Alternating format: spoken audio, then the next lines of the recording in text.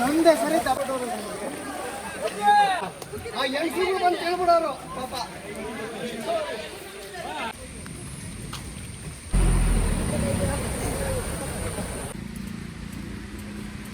ಇವು ಅರ್ಧ ತನಕ ಹೋಗಿ ರಿಟರ್ನ್ ಬಂದವ.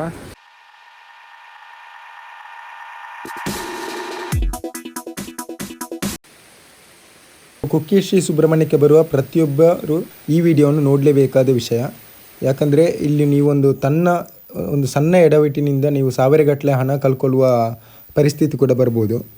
ಸೊ ಯಾವುದಂದರೆ ಇದೊಂದು ನಮ್ಮ ಚೇರು ಹಾಗೂ ಎರ್ಮೈಲ್ ಎಂಬ ಮಾರ್ಗದ ಮಿಡ್ಲ್ನಲ್ಲಿ ಒಂದು ಮೈನ್ ರೋಡ್ ಒಂದು ಬ್ಲಾಕ್ ಆಗ್ತದೆ. ಸೊ ಈ ರೋಡ್ ಬ್ಲಾಕ್ ಆಗಿ ಒಂದು ಗಂಟೆಗಳ ಕಾಲ ಈ ಬ್ಲಾಕ್ ಇರ್ತದೆ. ಆಮೇಲೆ ಇದು ಡೌನ್ ಆಗ್ತಾ ನೀರು ಕ್ಲಿಯರ್ ಆಗಿ ಹೋಗ್ತದೆ. ಸೊ ಇದು ಯಾಕೆ ಈ ನೀರು ಈ ರೀತಿ ಬ್ಲಾಕ್ ಆಗ್ತದೆ ಅಂದರೆ, ಒಂದು ಗುಡ್ಡಗಾಡಿನ ಒಂದು ಪ್ರದೇಶ ಇದೆ. ಅಂದರೆ ಅತಿ ಎತ್ತರವಾಗಿ ಅಲ್ಲಿಂದ ನೀರಿನ ರಭಸದಲ್ಲಿ ನೀರು ಬಂದು ಇಲ್ಲಿ ಸಮತಟ್ಟಾದ ಪ್ರದೇಶಕ್ಕೆ ಬರುವಾಗ ನೀರಿನ ಪ್ರೆಷರ್ ಕಡಿಮೆ ಆಗ್ತದೆ. ಸೊ ಹಾಗಿರುವಾಗ ಇಲ್ಲಿ ನೀರು ಬ್ಲಾಕ್ ಆಗ್ತದೆ. ಅಂದರೆ ಈ ರೋಡು ಹಾಗೂ ನದಿ ಲೆವೆಲ್ ಸಮ ಇದೆ. ಸೊ ಹಾಗಾಗಿ ಇಲ್ಲಿ ನೀರು ಬ್ಲಾಕ್ ಆಗ್ತದೆ.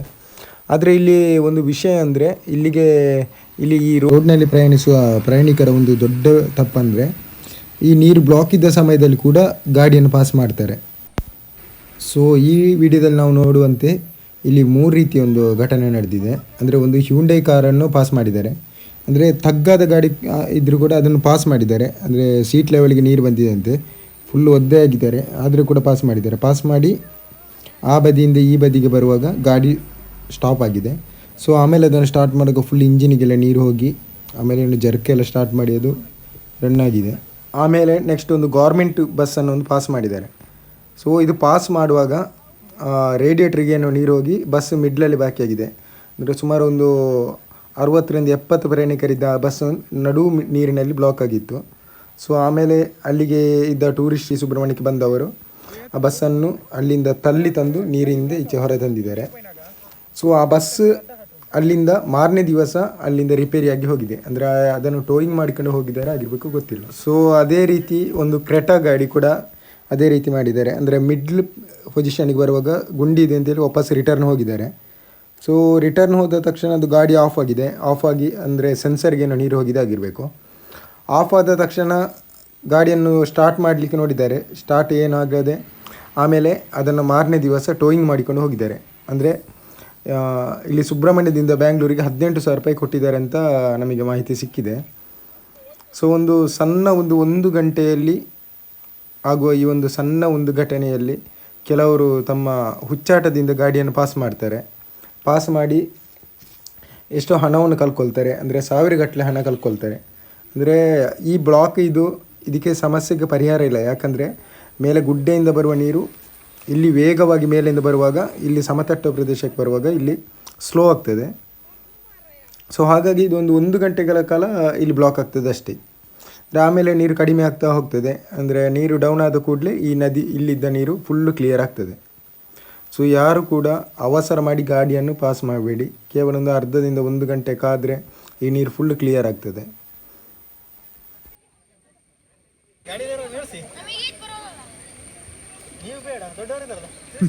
ಸೊ ಇದು ಈ ವರ್ಷ ಮಾತ್ರ ಅಲ್ಲ ಬ್ಲಾಕ್ ಆಗೋದು, ಇದು ಪ್ರತಿ ವರ್ಷ ಬ್ಲಾಕ್ ಆಗ್ತಾನೇ ಇರ್ತದೆ. ಅಂದರೆ ನದಿಯ ಮಟ್ಟದ ಲೆವೆಲ್ಗೆ ಈ ರೋಡ್ ಇದೆ. ಸೊ ಹಾಗಾಗಿ ಇಲ್ಲಿ ಬ್ಲಾಕ್ ಆಗ್ತದೆ.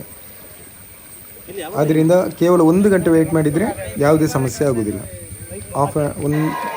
ಅರ್ಧ ಗಂಟೆ ಅಥವಾ 1 ಗಂಟೆ ವೆಯ್ಟ್ ಮಾಡಿದರೆ ಯಾವುದೇ ಸಮಸ್ಯೆ ಆಗೋದಿಲ್ಲ. ಕೆಲವರಂದರೆ ಅದೇ ತಮ್ಮ ಹುಚ್ಚಾಟದಿಂದ ಮಾತ್ರ ಇಲ್ಲಿ ಗಾಡಿ ಪಾಸ್ ಮಾಡ್ತಾರೆ. ಸೊ ಟರ್ನ್ ಕೂಡ ಇದೆ ಅದೇ ರೀತಿಯಲ್ಲಿ. ಸೈಡ್ನಲ್ಲಿರುವ ಅಂದರೆ ಹೊರಗಿನಿಂದ ಬಂದಿರ್ತಾರೆ. ಸೊ ಅವರಿಗೆಲ್ಲ ಅಂದರೆ ರೋಟಿನ ಒಂದು ಮ್ಯಾಪ್ ಗೊತ್ತಿರೋದಿಲ್ಲ. ಸೊ ಹಾಗಾಗಿ ಆ ಕಡೆ ಈ ಕಡೆ ಕ್ರಾಸ್ ಆಗಿ ಬಂದರೆ ಸೈಡ್ ಕಣಿಯಲ್ಲೇ ಇದೆ. ಸೊ ಕಣಿಗೆ ಬಿದ್ದರೆ ಮತ್ತು ಪರಿಣಾಮ ಬೇರೆಯೇ ಇದು ರೀತಿಯಲ್ಲಿ ಇರ್ತದೆ. ಸೊ ಹಾಗಾಗಿ ಎಚ್ಚರದಿಂದ ಈ ವಿಷಯವನ್ನು ಒಂದು ಗಮನಿಸಿ.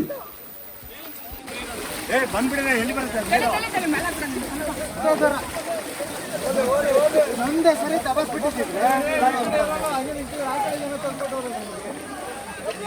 ಇಲ್ಲ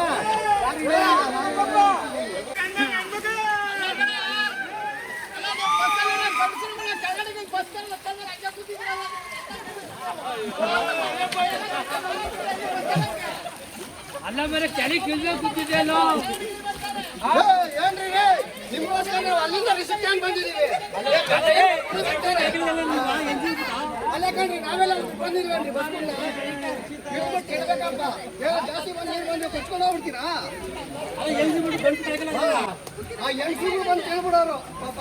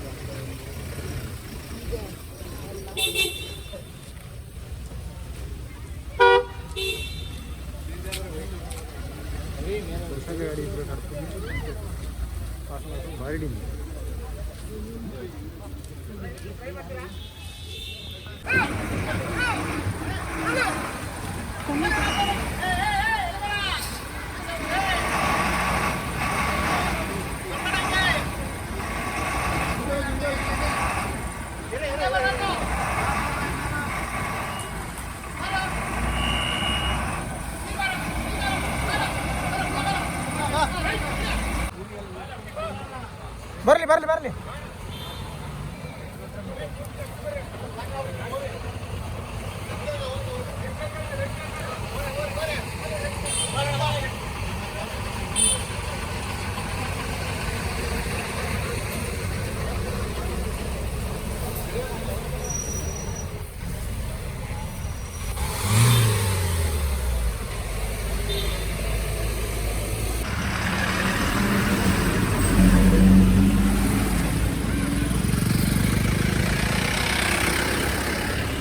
ಬರ್ಲಿ ಬರ್ಲಿ.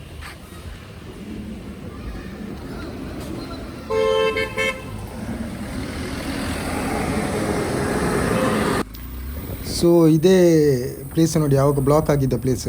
ಅಂದರೆ ನೋಡಲಿಕ್ಕೆ ನಮಗೆ ಸಮತಟ್ಟಾಗಿ ಕಾಣ್ತದೆ, ಬಟ್ ಆದರೆ ಇಲ್ಲಿ ಸ್ವಲ್ಪ ಗುಂಡಿದೆ.